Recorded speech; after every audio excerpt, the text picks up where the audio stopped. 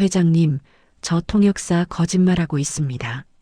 저는 물류센터 작업복을 입은 채 회의실 문을 박차고 들어가며 소리쳤습니다. 회의실 안에 모든 사람이 저를 돌아봤습니다. 5년간 할아버지의 신뢰를 받아온 최유진 통역사는 사색이 되어 벌떡 일어났습니다. 여기가 어디라고? 당장 나가. 하지만 저는 할아버지 앞으로 달려갔습니다. 회장님, 그 서류에 사인하시면 안 됩니다. 할아버지는 만년필을 든 손을 멈추고 저를 노려봤습니다. 넌 누구냐? 그 순간 작은아버지 박재호가 급히 뛰어들어왔습니다. 아버지, 저 사람 말 믿지 마세요. 하지만 저는 떨리는 목소리로 말했습니다. 제 이름은 박도연입니다. 10년 전 쫓겨난 박민우의 아들, 회장님의 손자입니다. 평범해 보이는 사람의 숨겨진 이야기, 매일 여러분께 전해드립니다. 잠시만 구독 버튼을 눌러주시면 감사하겠습니다. 저는 석 달 전 온누리그룹 물류센터에 계약직 근로자로 들어왔습니다. 아니, 잠입했습니다. 매일 무거운 박스를 나르며 회사를 살폈습니다. 누가 봐도 평범한 20대 청년이었습니다. 일주일쯤 지났을 때 복도 구석에서 수상한 대화를 들었습니다. 작은아버지 박재호 상무와 최유진 통역사였습니다. 다음 주 미국 투자사 회의 때 제대로 해야 돼. 걱정 마세요. 회장님은 영어를 모르시잖아요. 아버지가 서류에 사인만 하면 끝이야. 5억은 확실히 줄게. 저는 그날부터 그들을 관찰했습니다.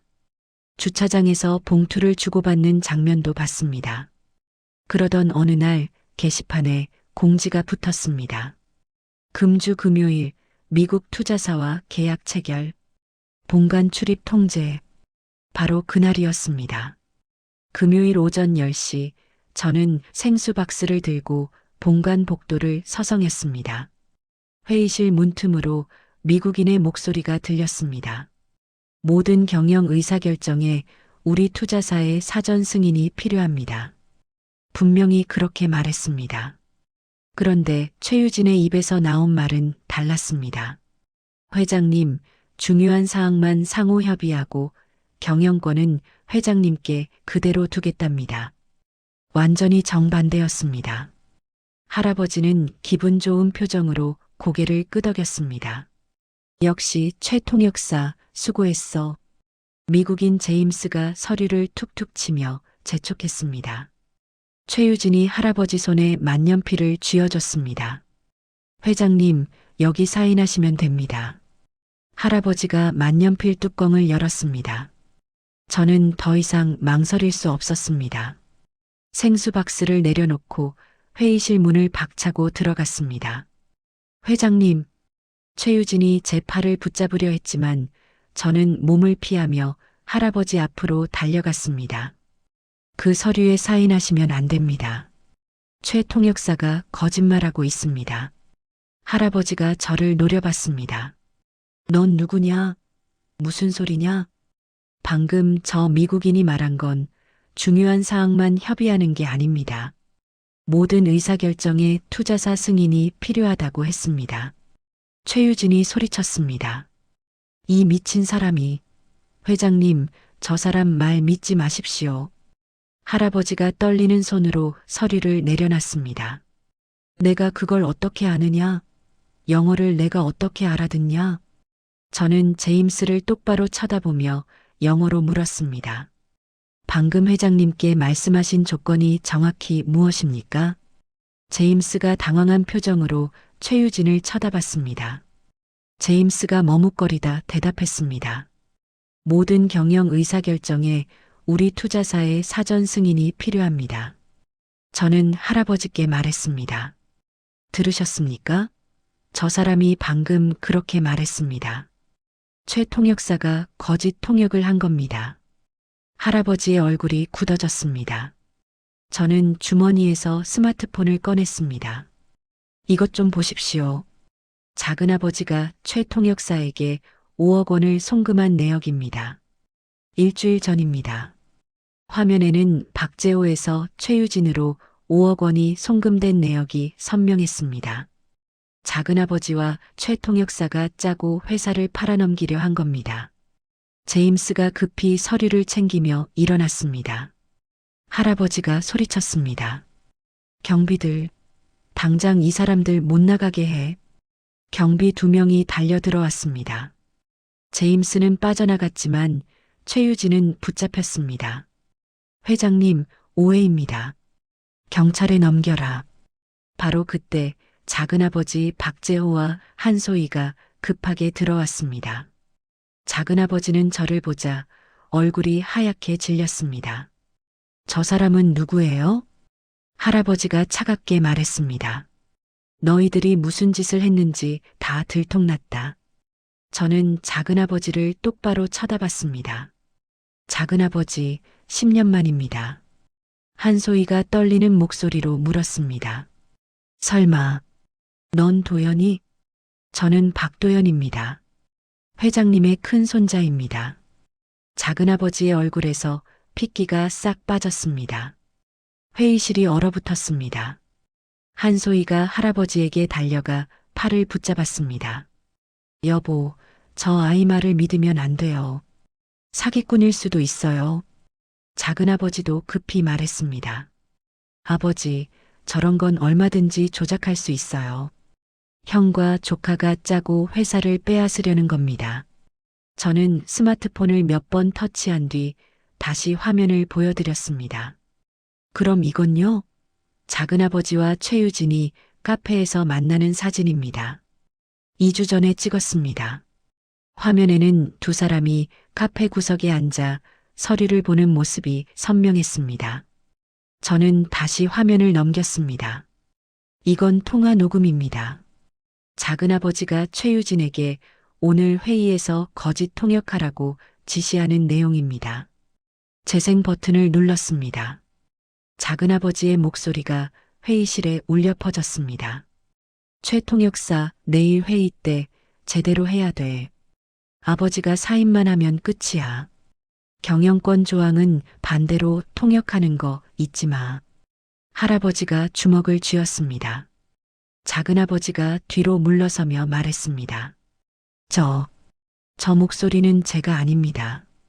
누가 흉내낸 거예요? 저는 차분하게 말했습니다. 그럼 10년 전 아버지를 횡령범으로 몰아넣은 사건은요? 그것도 작은아버지가 조작한 겁니다. 할아버지가 벌떡 일어났습니다. 뭐라고? 저는 주머니에서 USB를 꺼내 할아버지 앞에 내밀었습니다. 아버지가 10년간 혼자 모은 증거입니다. 10년 전 횡령 사건의 진짜 범인이 누군지 모든 증거가 여기 있습니다. 할아버지가 USB를 받아들었지만 손이 떨려 바닥에 떨어뜨렸습니다. USB가 바닥을 굴렀습니다. 한소희가 소리쳤습니다. 이 모든 게 거짓이에요. 저 아이를 믿지 마세요. 할아버지가 바닥에 USB를 주워들고 비서실장을 불렀습니다. 박 실장, 당장 여기로 와. 잠시 후 비서실장이 급히 들어왔습니다. 회장님 부르셨습니까? 이 안에 뭐가 들었는지 확인해봐. 지금 당장. 비서실장이 노트북을 가져와 USB를 연결했습니다. 회의실 대형 스크린에 파일들이 나타났습니다. 첫 번째 파일은 10년 전 회사 계좌 거래 내역이었습니다. 30억 원이 회사 계좌에서 빠져나간 날짜와 시간이 선명했습니다. 출금 승인자는 박민우로 되어 있었지만 실제 출금 IP 주소는 작은아버지 사무실 컴퓨터였습니다. 할아버지가 화면을 보며 작은아버지를 노려봤습니다. 이게 뭐냐? IP 주소가 내 사무실이잖아. 작은아버지가 변명했습니다. 형이 제 컴퓨터를 몰래 쓴 겁니다. 두 번째 파일이 열렸습니다. 작은아버지와 회계팀장 사이의 이메일이었습니다. 장부를 조작해서 형한테 뒤집어 씌우세요. 제가 책임지겠습니다. 할아버지의 손이 떨렸습니다. 세 번째 파일이 재생되기 시작했습니다. 음성 파일이었습니다. 작은아버지의 목소리가 회의실에 울려 퍼졌습니다. 김 팀장, 장부 조작해서 형한테 뒤집어 씌워. 형만 없어지면 내가 후계자야. 아무도 모를 거야. 회의실이 조용해졌습니다. 작은아버지는 더 이상 변명할 수 없었습니다. 한소희가 할아버지 앞에 무릎을 꿇었습니다. 여보, 용서해 주세요. 재호가 잘못했어요. 한 번만 봐주세요. 할아버지가 아내를 차갑게 밀어냈습니다. 당장 이 집에서 나가. 당신도 공범이잖아. 할아버지가 손가락에서 결혼 반지를 빼어 바닥에 던졌습니다. 반지가 바닥을 굴러 한소희 앞에 멈췄습니다. 저는 조용히 말했습니다. 할아버지, 아버지가 곧 오실 겁니다. 할아버지가 저를 돌아봤습니다. 뭐라고? 민우가 온다고? 네. 제가 오늘 아침 아버지께 문자를 보냈습니다. 오늘 모든 게 끝난다고. 바로 그 순간 회의실 문이 조용히 열렸습니다. 낡은 작업복을 입은 50대 남자가 문 앞에 섰습니다. 할아버지는 그 얼굴을 보는 순간 벌떡 일어났습니다. 떨리는 목소리로 아들의 이름을 불렀습니다. 민우야. 10년 만에 재회였습니다. 아버지 박민우가 천천히 회의실 안으로 들어왔습니다. 할아버지와 아버지 두 사람이 10년 만에 마주 섰습니다. 한쪽 구석에서 작은아버지와 한소희는 모든 것이 끝났음을 직감하며 창백하게 서 있었습니다. 저는 그 모습을 조용히 지켜봤습니다. 10년간 준비해온 이 순간이 마침내 왔습니다. 아버지는 회의실 안으로 들어와 조용히 할아버지 앞에 섰습니다. 할아버지가 떨리는 손으로 아버지를 일으켜 세우려 했지만 아버지가 먼저 할아버지 앞에 무릎을 꿇었습니다. 할아버지가 목이 메인 목소리로 물었습니다. 왜 진작 오지 않았냐? 10년이나. 10년 동안 어디서 뭘 하고 살았냐? 아버지가 조용히 대답했습니다. 아버지도 속으신 겁니다. 괜찮습니다. 아버지가 할아버지의 손을 잡았습니다. 할아버지의 손은 나뭇가지처럼 말라 있었고 아버지의 손은 굳은 살투성이었습니다. 10년 만에 두 손이 다시 맞닿았습니다. 할아버지가 아버지의 손을 꼭 쥐며 말했습니다. 민우야, 내가 너를 의심했다. 내가 바보였어. 용서해다오. 아버지가 고개를 저었습니다. 아버지 잘못이 아닙니다. 저도 증거가 없었으니까요. 아버지가 가방에서 두툼한 서류 뭉치를 꺼내 할아버지 앞에 내밀었습니다. 아버지, 이게 10년간 제가 혼자 모은 횡령 사건의 모든 증거입니다. 은행 거래 내역 원본, 이메일 출력물, 회계팀장의 공증된 진술서까지 다 있습니다. 할아버지가 서류를 받아들고 한 장 한 장 넘기기 시작했습니다. 첫 장에는 10년 전 회사 계좌에서 30억 원이 빠져나간 거래 내역이 찍혀 있었습니다. 두 번째 장에는 그 돈이 작은아들 박재호 명의 해외 계좌로 들어간 추적 기록이 있었습니다. 할아버지의 얼굴이 일그러졌습니다. 자신이 10년 전 큰아들을 쫓아낸 것이 얼마나 큰 실수였는지 뼈저리게 깨달았습니다. 서류를 쥔 손이 부들부들 떨렸습니다. 한쪽 구석에 있던 작은아버지가 소리쳤습니다. 거짓말입니다. 저런 건 조작할 수 있어요. 아버지가 작은아버지를 돌아보며 차분하게 말했습니다. 재호야, 이 서류들은 전부 은행과 법무법인에서 공증받은 원본이야. 조작할 수 없어. 한소희가 할아버지에게 달려가 팔을 붙잡았습니다. 여보, 민우가 복수하려고 거짓 증거를 만든 거예요. 할아버지가 한소희의 손을 뿌리쳤습니다. 이물어. 내가 직접 확인할 거야. 할아버지가 비서실장에게 지시했습니다. 박 실장, 법무팀과 감사팀을 긴급 소집해. 지금 당장. 법무팀장과 감사팀장이 급히 들어와 서류를 검토하기 시작했습니다. 30분 동안 회의실은 조용했습니다. 법무팀장이 할아버지에게 보고했습니다. 회장님, 이 증거들은 전부 법적 효력이 있습니다. 은행 거래 내역은 원본이고 이메일도 서버에서 직접 추출한 것입니다. 감사팀장이 덧붙였습니다. 10년 전 횡령 사건은 명백히 조작되었습니다. 실제 범인은 박재호 상무가 맞습니다. 할아버지가 의자에 주저앉았습니다.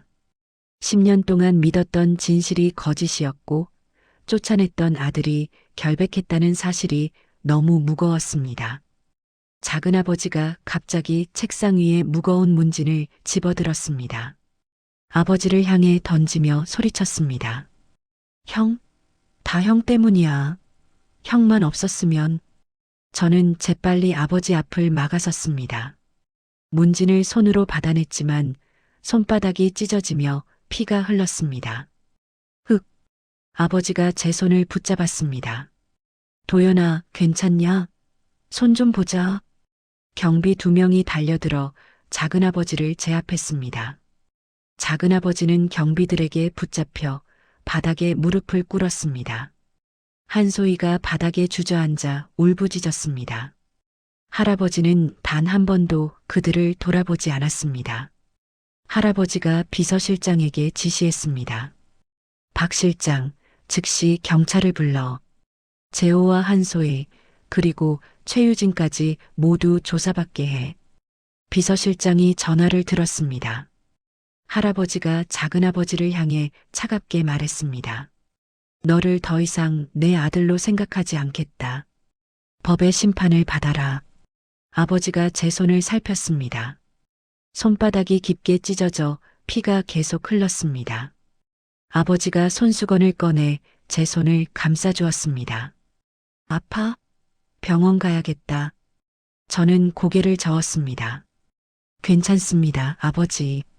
이 정도는 아무것도 아닙니다. 할아버지가 저에게 다가와 손을 받습니다. 도연아, 할아버지 때문에 다쳤구나. 미안하다. 저는 할아버지를 보며 말했습니다. 할아버지 잘못이 아닙니다. 작은아버지가 잘못한 겁니다. 아버지가 할아버지에게 말했습니다. 아버지, 동생 재호가 평생 형의 그늘에 가려 살았던 것도 이해합니다. 저는 동생을 원망하지 않습니다. 할아버지가 아버지를 바라보며 눈물을 흘렸습니다. 민우야, 10년간 혼자 아들을 키우느라 얼마나 힘들었냐? 내가 너한테 너무 미안하다. 아버지가 대답했습니다. 도연이가 있어서 버틸 수 있었습니다. 아들이 자랑스럽습니다. 얼마 후 경찰이 도착했습니다. 경찰관 4명이 회의실로 들어와 상황을 파악했습니다. 법무팀장이 경찰에게 USB와 서류 뭉치를 건넸습니다. 이 안에 10년 전 횡령 사건 조작과 오늘 통역사 매수 사건의 모든 증거가 들어 있습니다. 경찰이 작은아버지와 한소희에게 수갑을 채웠습니다. 작은아버지가 끌려가면서 아버지를 돌아봤습니다. 형, 미안해. 정말 미안해. 나는 평생 형만 보고 살았어. 형을 이길 수 없다는 게 너무 힘들었어. 아버지는 아무 말 없이 그저 조용히 지켜볼 뿐이었습니다. 작은아버지와 한소희가 경찰차에 실려갔습니다. 회의실에는 할아버지와 아버지, 그리고 저만 남았습니다. 할아버지가 우리를 번갈아 보며 말했습니다. 민우야, 도연아, 우리 집에 가자. 10년 만에 함께 저녁을 먹자. 아버지가 고개를 끄덕였습니다. 저도 할아버지를 보며 말했습니다. 감사합니다, 할아버지. 세 사람은 회의실을 나와 엘리베이터를 탔습니다. 엘리베이터가 1층으로 내려가는 동안 할아버지가 아버지에게 물었습니다. 민우야, 10년 동안 뭘 먹고 살았냐? 많이 힘들었지? 아버지가 대답했습니다. 공장에서 일하며 도연히 학비를 벌었습니다. 힘들었지만 아들이 잘 자라줘서 버틸 수 있었습니다. 저는 아버지를 보며 말했습니다. 아버지, 저는 아버지가 세상에서 가장 훌륭한 분이라고 생각합니다. 아버지가 제 머리를 쓰다듬었습니다. 고맙다, 도연아. 엘리베이터 문이 열렸습니다. 세 사람은 회사 건물을 나와 할아버지의 차에 탔습니다. 10년 만에 진짜 가족의 시간이 시작되었습니다. 사흘 후 회사는 긴급 이사회를 열었습니다. 대회의실에 이사 12명이 모두 모였습니다. 할아버지가 단상에 올라 마이크를 잡았습니다. 오늘 중요한 발표를 하겠습니다. 10년 전 횡령 혐의로 회사를 떠났던 박민우 전무가 결백하다는 사실이 밝혀졌습니다. 회의실이 술렁였습니다. 10년 전 사건은 박재호 상무의 조작이었습니다. 오늘부터 박민우는 부사장으로 복직합니다. 그 순간 이사 한 명이 손을 들었습니다.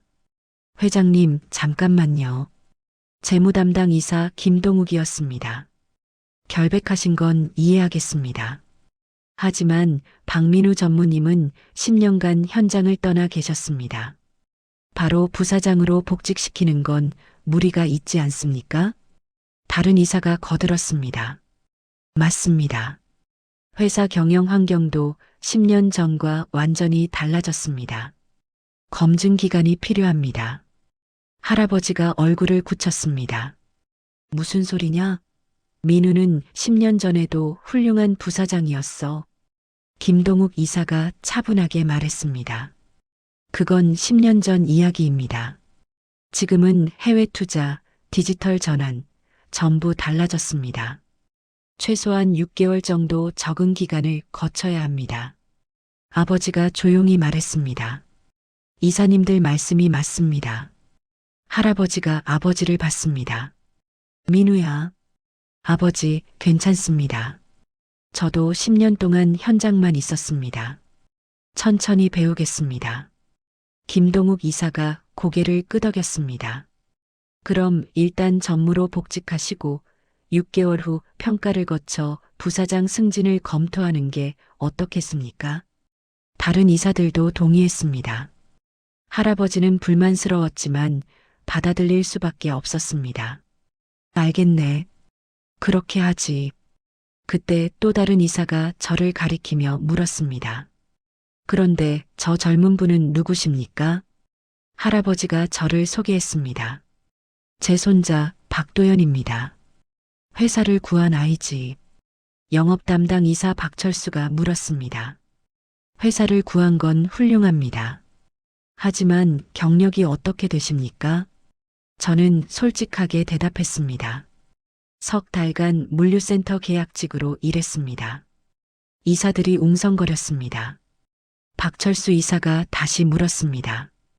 영어를 하신다고 들었는데 통역 경력은? 없습니다. 회의실에서 한 게 처음입니다. 김동욱 이사가 끼어들었습니다. 회장님, 손자분이 회사를 구한 건 감사한 일입니다. 하지만 한번 우연히 잘 된 걸로 통역사로 채용할 순 없습니다. 우연이 아니야. 도연이가.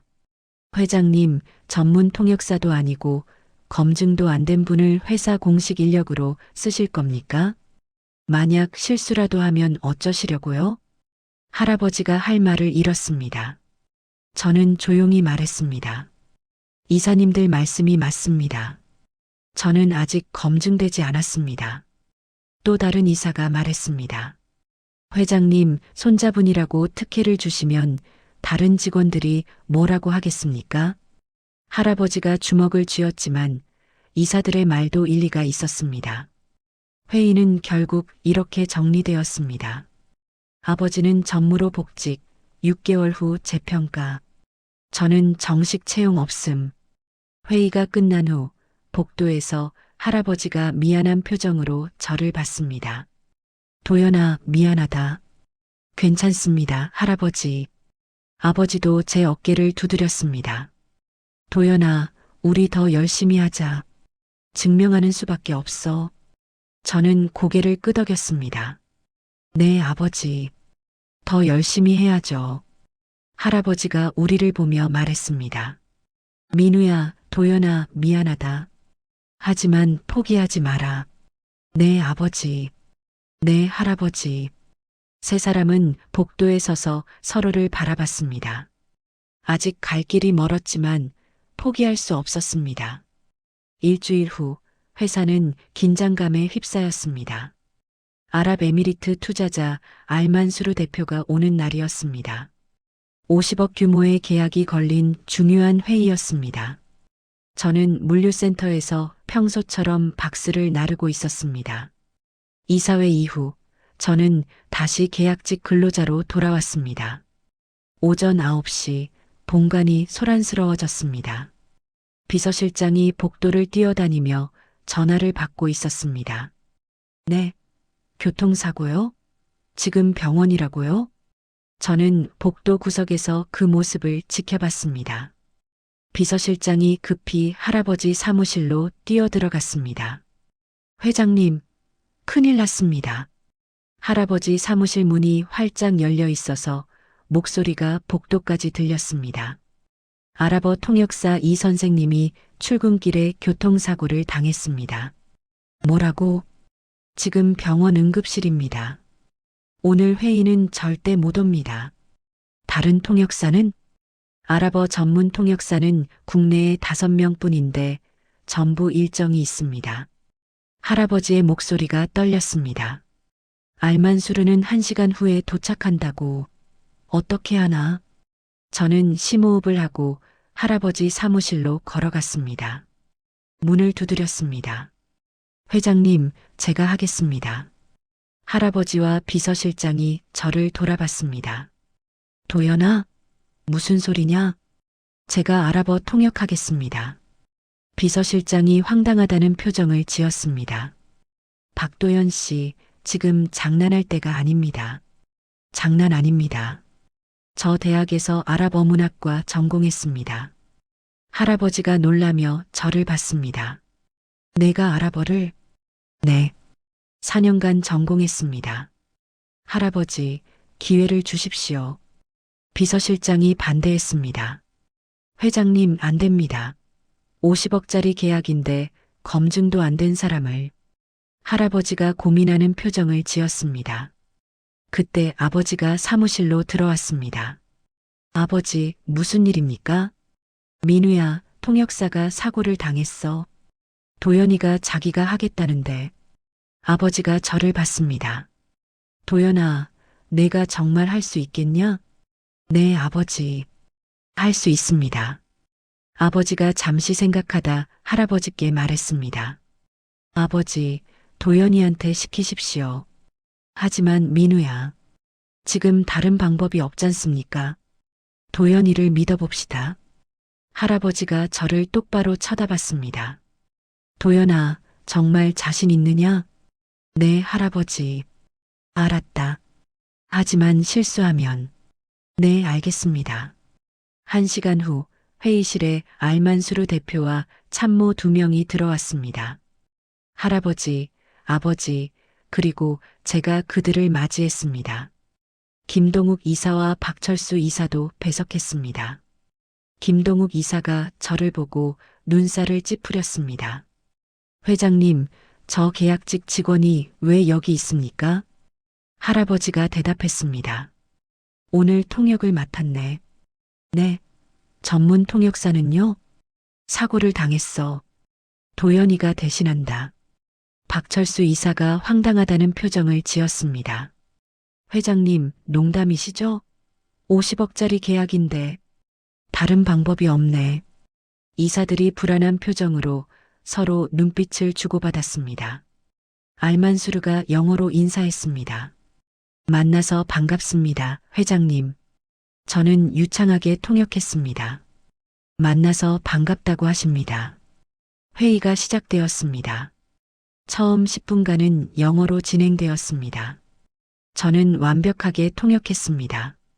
김동욱 이사가 조금 안심하는 표정을 지었습니다.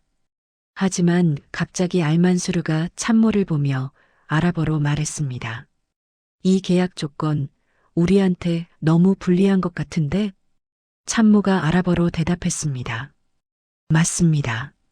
특히 이 부분은 다시 협상해야 합니다. 김동욱 이사가 당황했습니다. 뭐라고 하는 겁니까? 통역 좀 해주세요. 저는 침착하게 아랍어로 알만수르에게 물었습니다. 어느 부분이 불리하다고 생각하십니까? 알만수르가 깜짝 놀라며 저를 쳐다봤습니다. 당신이 아랍어를 합니까? 네, 대학에서 전공했습니다. 알만수르가 미소를 지었습니다. 놀랍군요. 한국에서 아랍어 하는 젊은이를 만나다니. 알만수르가 계속 아랍어로 말했습니다. 솔직히 말하면 이 계약 조건은 우리한테 불리합니다. 배당 비율을 조정해야 합니다.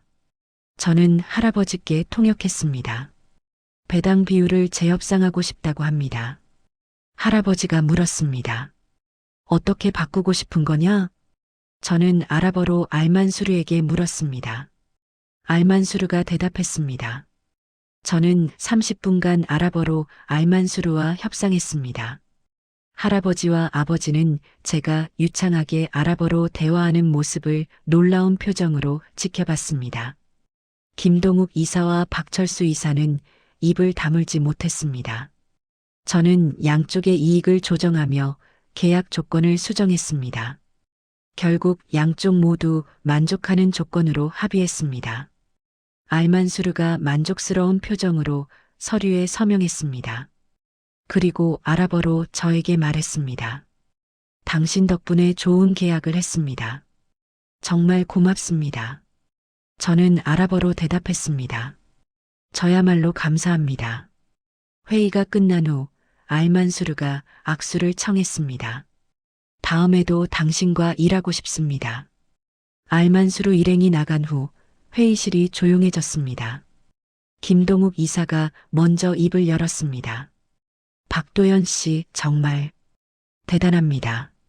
박철수 이사도 고개를 끄덕였습니다. 제가 잘못 봤습니다. 죄송합니다. 할아버지가 제 어깨를 두드렸습니다. 도연아, 정말 잘했다. 아버지도 자랑스러운 표정으로 저를 봤습니다. 아들, 고생했어. 그날 저녁 할아버지 사무실로 이사들이 모였습니다. 김동욱 이사가 말했습니다. 회장님, 박도연 씨를 정식으로 채용해야 합니다. 박철수 이사도 동의했습니다. 맞습니다. 오늘 50억 계약을 성사시켰습니다.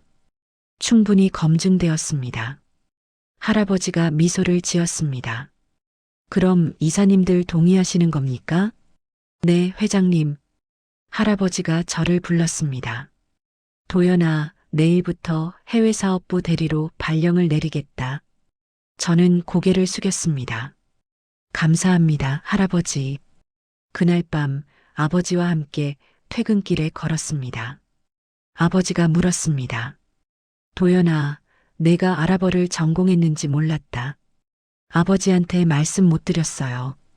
죄송합니다. 아니다. 내가 잘 견뎌줘서 고맙다. 저는 아버지를 보며 말했습니다. 아버지, 우리 이제 시작입니다. 그래, 이제 시작이다. 두 사람은 어둠 속을 함께 걸었습니다. 10년의 고난 끝에 진짜 새로운 시작이었습니다. 한 달이 흘렀습니다. 저는 해외사업부 대리로 일하며 독일, 일본과의 계약도 성사시켰습니다. 아버지도 전무로서 회사 운영에 빠르게 적응했습니다. 어느 날 저녁 아버지가 늦게까지 남아 일하고 계셨습니다. 저도 옆 사무실에서 서류를 정리하고 있었습니다. 밤 10시가 넘어 아버지가 퇴근 준비를 하셨습니다. 도연아, 너도 이제 그만하고 가자. 네, 아버지. 우리는 함께 엘리베이터를 탔습니다. 1층 로비를 지나 주차장으로 향했습니다. 주차장은 어두웠고 야간 경비원만 보초를 서고 있었습니다. 아버지가 차 키를 꺼내려는 순간이었습니다. 갑자기 검은 승용차 한 대가 나타나 우리 앞을 가로막았습니다.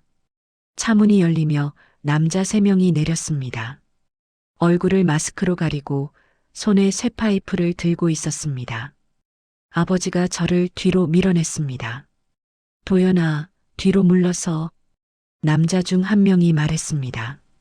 박민우, 오늘이 마지막이다. 아버지가 물었습니다. 누가 시켰냐? 남자는 대답 없이 쇠파이프를 들어 올렸습니다. 저는 재빨리 아버지 앞으로 뛰어나갔습니다. 아버지, 제 뒤로 가세요. 첫 번째 남자가 쇠파이프를 휘둘렀습니다. 저는 몸을 숙여 피하고 남자의 팔을 붙잡아 비틀었습니다. 남자가 비명을 지르며 쇠파이프를 떨어뜨렸습니다. 두 번째 남자가 덤벼들었습니다. 저는 재빨리 발로 남자의 다리를 걸었습니다. 남자가 바닥에 쓰러졌습니다. 세 번째 남자가 아버지 쪽으로 달려갔습니다. 아버지가 남자를 밀쳐내려 했지만 힘에서 밀렸습니다. 제가 뛰어가 남자를 뒤에서 붙잡았습니다. 바로 그때 할아버지가 보낸 경호원 2명이 주차장으로 뛰어들어왔습니다. 거기서 경호원들이 남자들을 제압했습니다. 아버지가 제게 달려왔습니다. 도연아, 다쳤니? 괜찮습니다, 아버지. 경호원이 경찰에 신고했습니다. 10분 후 경찰이 도착했습니다. 남자들은 수갑을 차고 경찰차에 실렸습니다. 경찰서 조사실에서 남자 중 한 명이 입을 열었습니다. 형사가 물었습니다. 누가 시켰습니까? 남자가 대답했습니다. 박재호라는 사람입니다. 구치소에서 변호사를 통해 연락이 왔습니다. 돈은 얼마 받았습니까? 5천만 원입니다. 비서 이민호라는 사람이 줬습니다. 형사가 기록하며 물었습니다. 박재호가 뭐라고 했습니까? 형 박민우를 없애라고 했습니다. 경찰은 즉시 작은아버지를 재소환했습니다. 살인교사 혐의가 추가되었습니다. 다음 날 아침 할아버지가 저와 아버지를 사무실로 불렀습니다. 할아버지는 밤새 한숨도 못 주무신 듯 얼굴이 수척했습니다. 민우야, 도연아, 정말 미안하다. 아버지가 말했습니다. 아버지 잘못이 아닙니다. 할아버지가 고개를 저었습니다. 내가 재호를 그렇게 만들었어. 내가 너희 둘을 차별했어. 저는 할아버지를 보며 말했습니다. 할아버지, 작은아버지가 선택한 길입니다. 할아버지 잘못이 아닙니다. 할아버지가 한참을 침묵하다 말했습니다. 나는 오늘 재호를 면회하러 가겠다. 마지막으로 물어봐야 할 것들이 있어. 오후 할아버지는 구치소를 찾았습니다. 유리창 너머로 작은아버지와 마주 앉았습니다. 작은아버지는 수척하고 초라한 모습이었습니다. 할아버지가 떨리는 목소리로 물었습니다. 재호야, 왜 형을 죽이려고까지 했냐? 작은아버지가 고개를 들었습니다. 아버지, 저는 평생 형만 보고 살았습니다. 형은 똑똑했습니다. 공부도 잘했고, 운동도 잘했고, 사람들한테 인기도 많았습니다. 저는 아무리 노력해도 형을 따라갈 수 없었습니다. 할아버지가 눈물을 흘렸습니다. 그건 내가 잘못했다. 내가 너를 제대로 사랑하지 못했어. 작은아버지가 고개를 저었습니다. 아닙니다. 어머니가 저를 부추겼습니다.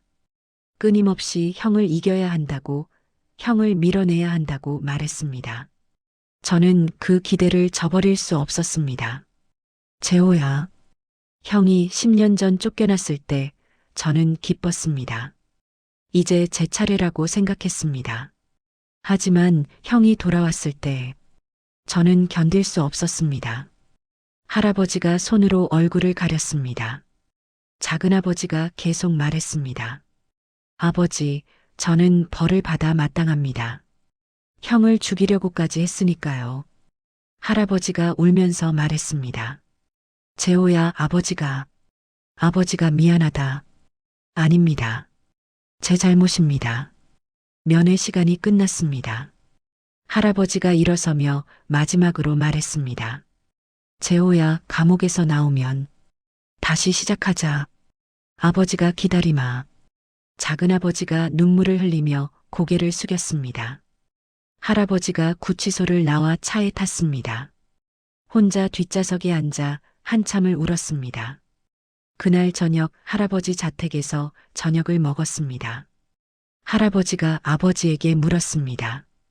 민우야, 동생을 용서할 수 있겠냐? 아버지가 잠시 생각하다 대답했습니다. 아버지, 동생도 피해자였다고 생각합니다. 어머니 한소희가 동생을 그렇게 만들었습니다. 할아버지가 고개를 끄덕였습니다. 그래, 내 말이 맞다. 저도 말했습니다. 할아버지, 작은아버지가 출소하면 다시 기회를 주시는 게 어떨까요? 할아버지가 저를 보며 눈물을 흘렸습니다. 도연아, 고맙다. 내가 그렇게 말해주니 할아버지는 정말. 세 사람은 조용히 식사를 이어갔습니다. 한 달 후 1심 재판이 열렸습니다. 법정에는 할아버지, 아버지, 저가 방청석에 앉았습니다. 작은아버지, 한소희, 최유진이 피고인석에 앉았습니다. 판사가 판결문을 읽기 시작했습니다. 피고인 박재호는 10년 전 횡령 사건을 조작하고 형에게 누명을 씌웠으며 통역사를 매수해 회사를 팔아넘기려 했고 살인교사까지 저질렀습니다. 법정이 조용했습니다. 이에 징역 7년을 선고합니다. 작은아버지가 고개를 떨궜습니다. 피고인 한소희는 아들을 부추이고 공모했습니다. 징역 5년을 선고합니다. 한소희가 울음을 터뜨렸습니다. 피고인 최유진은 통역을 거짓으로 하여 회장을 속였습니다. 징역 5년과 벌금 10억 원을 선고합니다. 판결이 끝났습니다. 작은아버지가 끌려가기 전 아버지를 돌아봤습니다. 형, 미안해. 아버지는 고개를 끄덕였습니다. 재판이 끝나고 법정을 나왔습니다. 할아버지가 복도 벤치에 주저앉았습니다. 민우야, 도연아. 이제 끝났구나. 아버지가 할아버지 옆에 앉았습니다. 네, 아버지. 이제 끝났습니다. 저도 할아버지 곁에 섰습니다. 할아버지, 우리 이제 앞만 보고 갑시다. 할아버지가 우리를 보며 미소를 지었습니다. 그래, 앞만 보고 가자. 세 사람은 법원을 나와 함께 걸었습니다. 긴 싸움이 끝났습니다. 1년이 흘렀습니다. 회사는 아버지와 제가 함께 이끌며 눈부시게 성장했습니다. 아버지는 전무에서 부사장으로 승진했고 저는 해외사업부 차장이 되었습니다. 그동안 저는 중동, 유럽, 아시아 각지의 투자자들과 계약을 성사시켰습니다. 아랍어뿐 아니라 중국어로도 협상하며 회사 매출을 끌어올렸습니다. 언론에서는 온누리 그룹의 3세 경영인으로 저를 주목했습니다. 하지만 저는 여전히 좁은 원룸에 살며 출퇴근했습니다.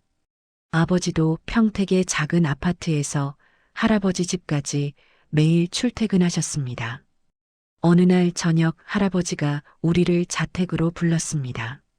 민우야, 도연아, 오늘 중요한 이야기가 있다. 우리는 할아버지 앞에 앉았습니다. 할아버지가 서류 2장을 꺼내 우리 앞에 놓았습니다. 이게 뭡니까, 아버지? 강남 아파트 2채 계약서다. 민우 내 거 하나, 도연이 내 거 하나. 저는 깜짝 놀랐습니다. 할아버지, 이건 너무. 할아버지가 손을 들어 말을 막았습니다. 도연아, 너는 1년간 회사에 100억 넘는 계약을 가져왔어. 민우 너도 회사를 안정시켰고, 이건 특혜가 아니라 당연한 보상이다. 아버지가 고개를 저었습니다. 아버지, 저희는 괜찮습니다. 민우야, 내 말 들어라. 너희는 10년 동안 고생했어. 이제 편하게 살아라. 저는 할아버지를 보며 말했습니다. 할아버지, 감사합니다. 그날 밤 저는 새 아파트 열쇠를 받아들고 복잡한 심정이 들었습니다. 10년 전 쫓겨났던 우리 가족이 이제 다시 인정받았다는 사실이 믿기지 않았습니다. 다음 주 회사는 정기 이사회를 열었습니다. 할아버지가 중요한 발표를 했습니다. 오늘부터 박민우 부사장을 부회장으로 승진시키겠습니다. 이사들이 박수를 쳤습니다. 김동욱 이사가 말했습니다. 회장님, 훌륭한 결정입니다. 박민우 부회장님 축하드립니다. 아버지가 고개를 숙였습니다. 감사합니다. 할아버지가 계속 말했습니다. 그리고 박도연 차장을 해외사업본부장으로 승진 발령합니다. 또 박수가 터졌습니다. 박철수 이사가 말했습니다. 박도연 본부장 축하합니다. 1년 만에 본부장이라니 정말 대단합니다. 저는 고개를 숙였습니다. 최선을 다하겠습니다. 회의가 끝난 후 할아버지가 우리를 사무실로 불렀습니다. 민우야, 도연아, 내가 너희한테 미안한 게 있다. 무슨 말씀이십니까, 아버지? 할아버지가 서랍에서 낡은 사진 한 장을 꺼냈습니다. 10년 전 우리 가족이 함께 찍은 사진이었습니다. 할아버지, 아버지, 어린 저, 그리고 어머니까지. 민우야, 내 아내. 도연이 어머니는 어떻게 됐냐? 아버지가 잠시 침묵하다 대답했습니다. 10년 전 이혼했습니다. 경제적 어려움을 견디지 못하고 떠났습니다. 연락은 하고 지내냐? 아닙니다. 그 후로 연락이 없습니다. 할아버지가 한숨을 쉬었습니다. 그랬구나. 미안하다. 저는 조용히 말했습니다. 할아버지, 괜찮습니다. 저는 아버지랑 할아버지만 있으면 충분합니다. 그날 저녁 명절이라 할아버지 자택에서 저녁을 먹었습니다. 넓은 식탁에 음식이 가득 차려졌습니다.